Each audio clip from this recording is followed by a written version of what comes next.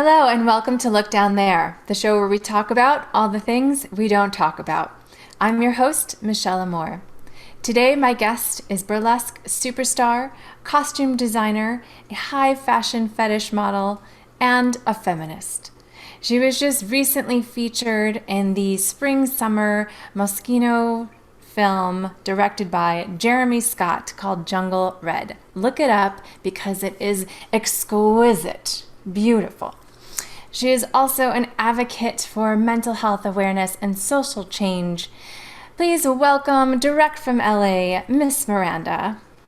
Hello.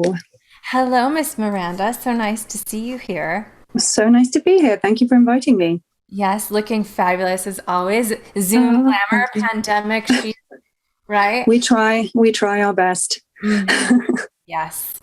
So, Miss Miranda, tell me about how you found yourself in the glamour and fetish world, which there is some crossover, but not necessarily always. So how did you find yourself there? I first got started in the kind of glamour and fetish modeling world as a result of doing burlesque when I was super young in London.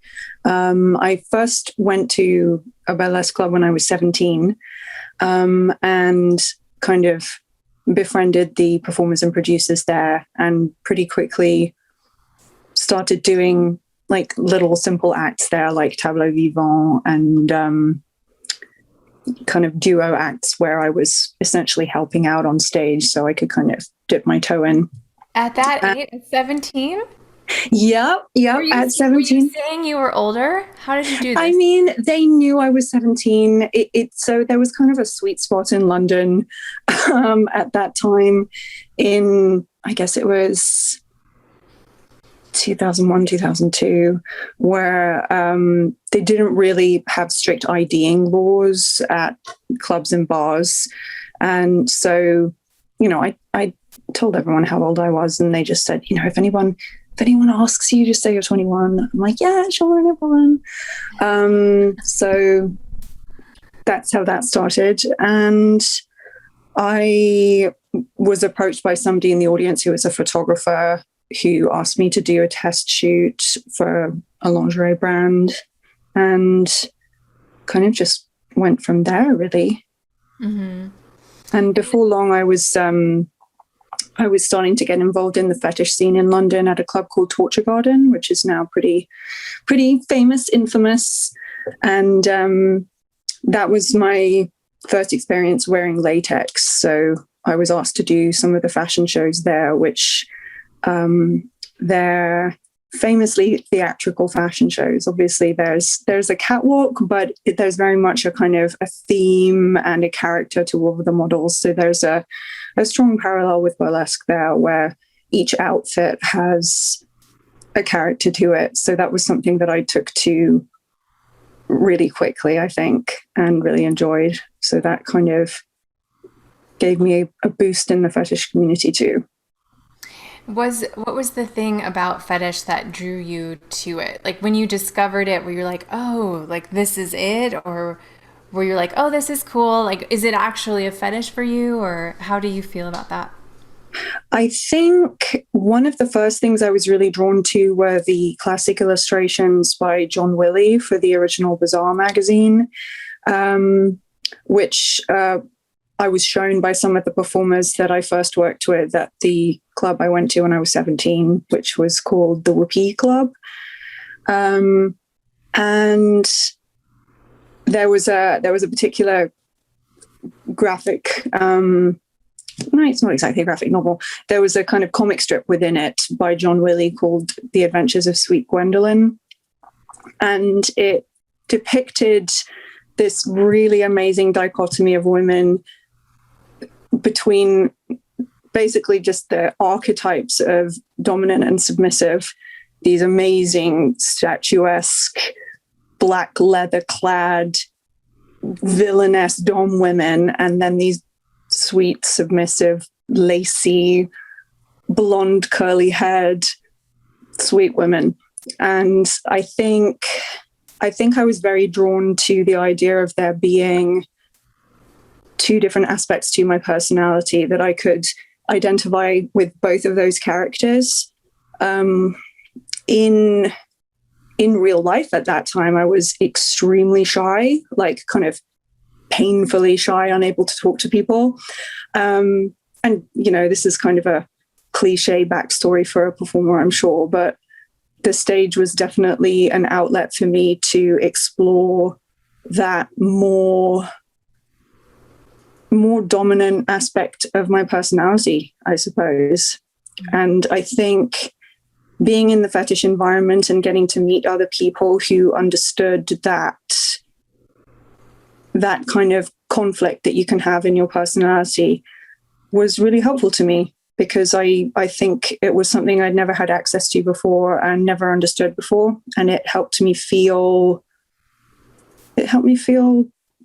like I wasn't, like there wasn't anything wrong with me, like I wasn't a kind of freak, Yeah, I love that explanation. That's really great, because we do often contain, at least two sides. We have many sides. So being able to express that and play within those archetypes is actually a really healing process. Absolutely. Yeah. And I think it's something that a lot of people can relate to, whether they feel like they're into fetish or not. I think most people have a kind of switch element to their personalities. There'll be some situations where they feel more extroverted, more dominant, and some situations where they feel more submissive and more shy and introverted. And the more we can understand that, I think it's easier to relate to each other. Mm-hmm. And plus latex is just really cool. Well, yeah. And leather and corsetry and high heels and stockings and everything. Okay, this is getting heated, Miranda. I have my shoe shelf right next to me here, so I'm just like, just go by and lick them or sniff them or something. I mean, it's literally right next to my bed, so the first thing that I see when I wake up is this shelf of high heels, and it's very calming to me. Oh wow! Oh yeah, shoes. Those things we used to wear, shoes. Oh, I still wear them. Oh, do you? Okay. Yes, okay. yes, I do. I can't not wear them. What'd you say? I can't not wear them. Oh. I just don't always walk in them. Yeah, just around the house in your Louboutins, right? Yeah. Or laying in bed. Yeah, laying. Yes. Right. Sure. That I like your style, girl. Yeah. They're not all made for walking. We know that. That is true. That's true. So I have always had a really strange relationship with glamour, and we have talked about this before privately. The question that always comes to mind for me is glamour the mask or the truth? Like what is it? And it is a question that I constantly exploring and interested in, and I'm interested in your answer to that question, and also what glamour means to you. I studied graphic design at art college, and I remember very clearly a lecture that we had where we were talking about different ways that advertisers communicate with their audience, and glamour was one of the examples brought up as something that's very powerful to use in advertising. I think we can all kind of understand the weight of that. And one of the phrases that was brought up, which I remember finding very troubling at the time, we were asked to consider what the definition of glamour was. And like many of us, I think I hadn't really thought about it before. And within our course, they'd kind of arrived on this definition that glamour is the ability to inspire envy in other people. And I can see how, in terms of advertising, that's something that kind of makes sense, that you want to you want to glamorize a product and make people feel like they need to have it so that other people will look up to them. But I think the idea of glamour within society, and glamour is something that I'm drawn to as a woman and as a performer and as a feminist, I don't think that's the right definition at all. I hate the idea of putting forward a persona that people feel envious of and that makes people feel inadequate. I hate that. Like, I deeply, deeply hate that. And I think, I'm guessing that some of your love-hate relationship with glamour comes from a similar place, where we feel like a lot of what we have to express online is fake and doesn't represent who we really are, and that it's this kind of outward expression of success and affluence that makes people think that we're more important than we really are. It's also like, what is the truth? What is my truth? What am I portraying? Because I totally feel you on not wanting to put others in that place where they're feeling less than, and realizing that, I was playing a part in that, even though we can't control the reaction of our audience ever. What I landed on is like, we can control our intentions. So then I had to figure out, what are my intentions? Are my intentions to live up to these expectations that have been put forth before me, or am I going to create something new and put my own ideas to it? So yeah, it's like finding my way within that. Absolutely. I feel like it's something that it's certainly linked to feminism, this idea that it's impossible to be a glamorous and conventionally attractive woman and also be a feminist, that somehow we're kind of letting the side down, and that we are part of the problem if we're portraying that image to other women. But I suppose for me, I interpret glamour as being the ability to inspire other people and to give them something beautiful that speaks to them. And that might not be everyone's interpretation, but that's what it means to me. If I see something that I truly think is glamorous, it's because it's caught my eye and it's made me excited and it's expressed something about that person to me. And I guess that to me is the most powerful element of burlesque, is being able to express something really personal about yourself to the audience that they'll take away and that they'll remember. And whether you choose to do that with an incredibly expensive, super sparkly costume or something completely different, that doesn't make any difference. It doesn't affect how glamorous it is. It doesn't affect how powerful the performance is or how much people will remember it. Yeah, and glamour, old school definition would be more to charm, right? To pull people in, to attract people. And glamour can be used to get your message across, right? Especially in the case of burlesque, like glamour can be a tool to get whatever message you want to convey across to the audience in a way that's enticing and inspiring, right? And glamour can look different, and that's what I landed on. Like, there is not just one way to be glamorous. There's not one way to attract people and pull people into your orbit or to convey that message. And I think when we hear the word glamour, we think of one image, right? Maybe we think of the Hollywood glamour or the pinup model, right? Or we think of expensive shit, like, oh, look at this amazing holiday that I'm on. Look at this expensive handbag that I have. It's like, it's not about that. Right. Yeah. It's about using the tools that you have available to you in order to bring yourself out. So, to capture capture attention and give a message. Right.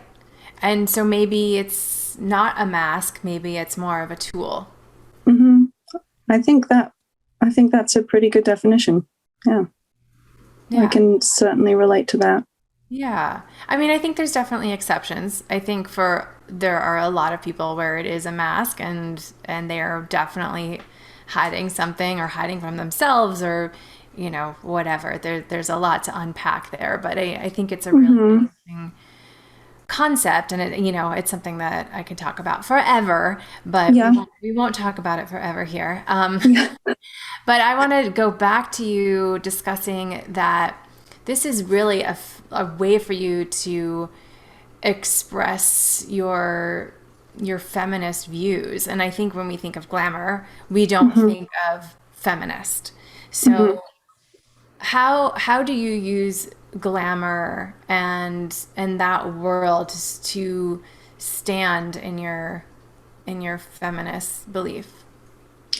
I think, and obviously there are people who won't agree with this or don't understand it, but I think the act of using your body, using your nudity, using your sexual identity to make a living is a feminist act in itself. And I think the more that people are able to see women who are empowered to do that, I think that's a really important thing for society. We're bombarded with kind of passive sexuality of women throughout media, throughout film and TV and the music industry. And that's something which I think is starting to really change, particularly within the music industry. I think people are really starting to appreciate artists who own their sexuality and are kind of unabashedly hypersexualized. And it's something that's being celebrated for the first time almost ever. And that's an exciting movement to get to witness. And certainly the kind of attention that the Me Too movement has received in the multiple waves that we've seen, I think it's helping people kind of reframe what their idea of female empowerment is. Mm-hmm. Yeah, and empowerment, again, just like glamour, can look so many different ways. But if you are in charge of your output, your Mm-hmm. image, and what you're representing, and you're in charge of your sexuality, you have that autonomy and that agency. Mm-hmm. I mean, that is feminism at its core, to be Absolutely. Yeah. in charge of that for your own person, and Mm-hmm. not doing it to sell records or whatever, Mm-hmm. because we're used to that, right? Yeah. And that's where things start to get sticky and a little ugly. But And obviously, I'm sure this is something that a lot of people have already touched on, but burlesque is quite unique in the sense that almost always burlesque performers have complete creative control of the acts that they're putting on stage. And I think when you really consider that, it's something that's very, very rare within performance art for the artist to have costumed, choreographed, possibly even edited the music that they're performing to, been involved in the lighting design, in the marketing, in every single aspect of the character that they're selling. mm-hmm. And I don't think there can be anything more feminist than that, really. Yeah, I mean, it is such a unique art form because we are in charge of so much, if not Mm-hmm. all, of the presentation. And Mm-hmm. honestly, that's probably one of the biggest things about the neo burlesque movement is that we are a self-contained production. And I Mm-hmm. think back in the heyday of burlesque, yes, some women did have their own points of view, but a lot of them were just handed a name and a costume and said to go on stage and entertain the men, like it wasn't the same kind of empowerment that we are experiencing now. Absolutely. And I imagine kind of similar to Hollywood and the music industry today, the people who were able to have creative control back then weren't able to achieve that until they got to a really high level in the industry. And clearly within contemporary burlesque, that's not the case. You know, you kind of, you're in charge from day one and you work your way up. Yeah. Yeah.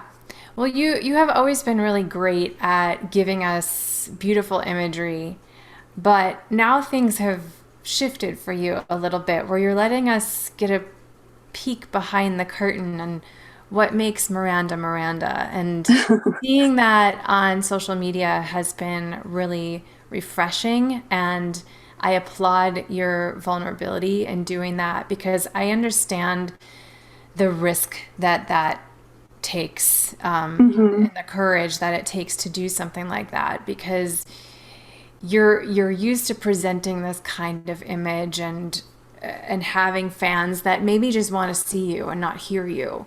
And so, you know, I understand that that's a very risky venture, but it is not going unnoticed. It is very much appreciated. And I'm curious, you know, when you decided to make that decision and be a little bit more open and generous and vulnerable with your fans and following. I think a really pivotal moment for me was in 2017 with the whole Harvey Weinstein scandal.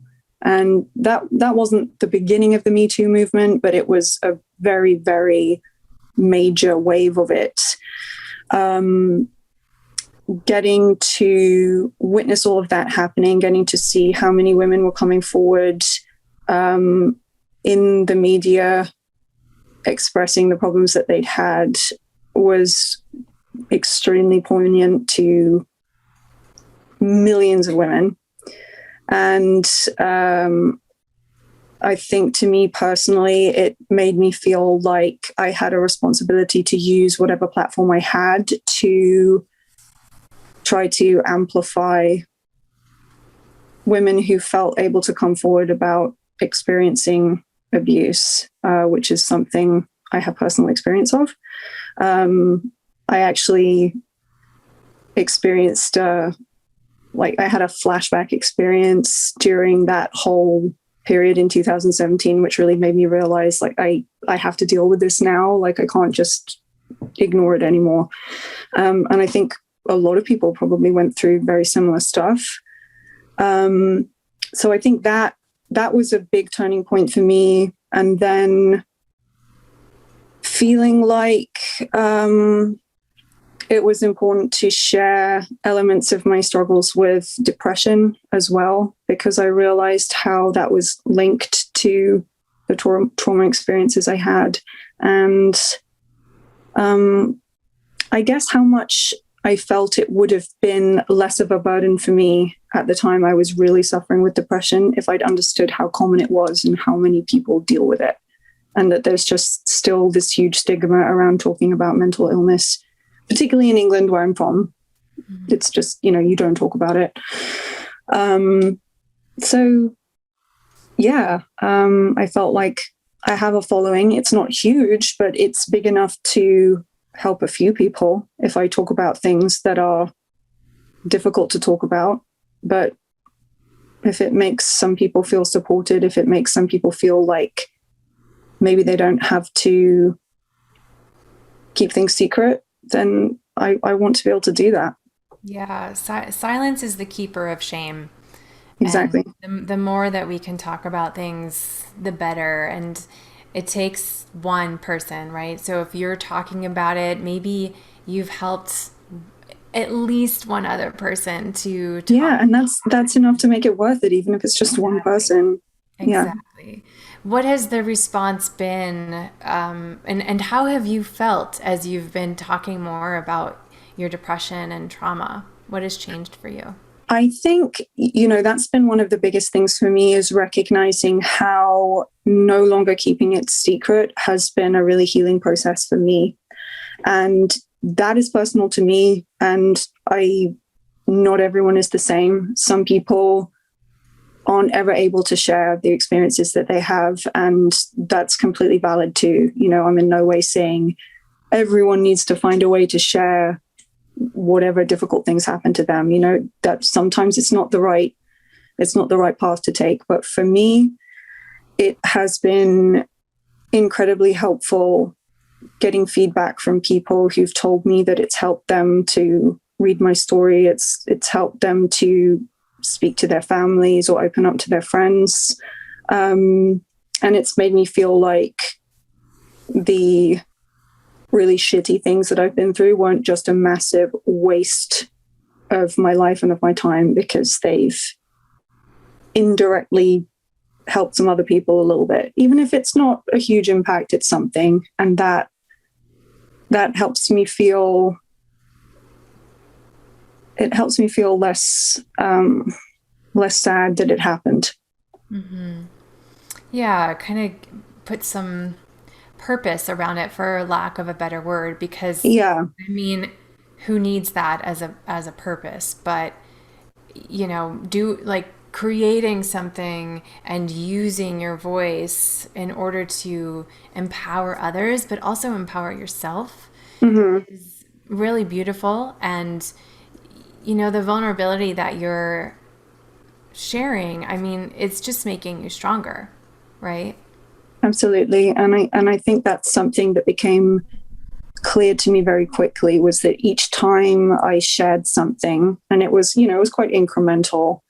In fact, like, people who've been following me on social media for a while will know that I like to post something in May because it's Mental Health Awareness Month. Like, I've done that for several years.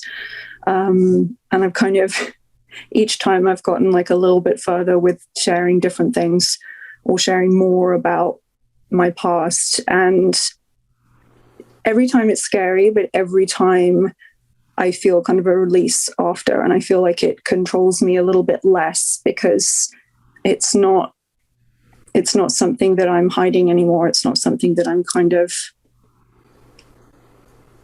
ashamed of anymore. Mm-hmm. Yeah, that's wonderful. What resources have you been able to turn to help you through all of this? I feel extremely lucky that through my husband's health insurance, I've had access to therapy over the past 3 months, which has been really, really helpful to me. You know, just kind of having a significant amount of time available at the moment, because I'm not constantly hustling and feeling like I need to accept every job offer that comes my way. You know, that's been an amazing resource to be able to do that. And my friends, I have a really great support system of close friends, both here in LA and back in London, who have really shown up for me and helped me through doing this, and made a lot of space for me. And I'm very grateful for that. That's great. And that's when you can see who your true friends really are.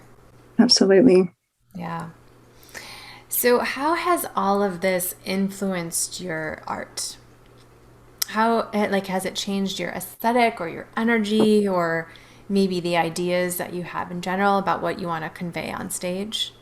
Ooh, I don't know. Yeah, it's an interesting question. I don't exactly feel like, you know, I haven't had an inspiration for a specific act as a result of all of this. I guess I feel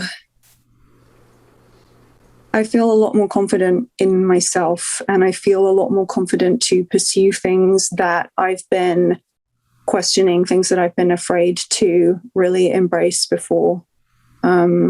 One of the biggest things for me was starting to do singing live. Like, I was terrified of doing that. I've done it a handful of times.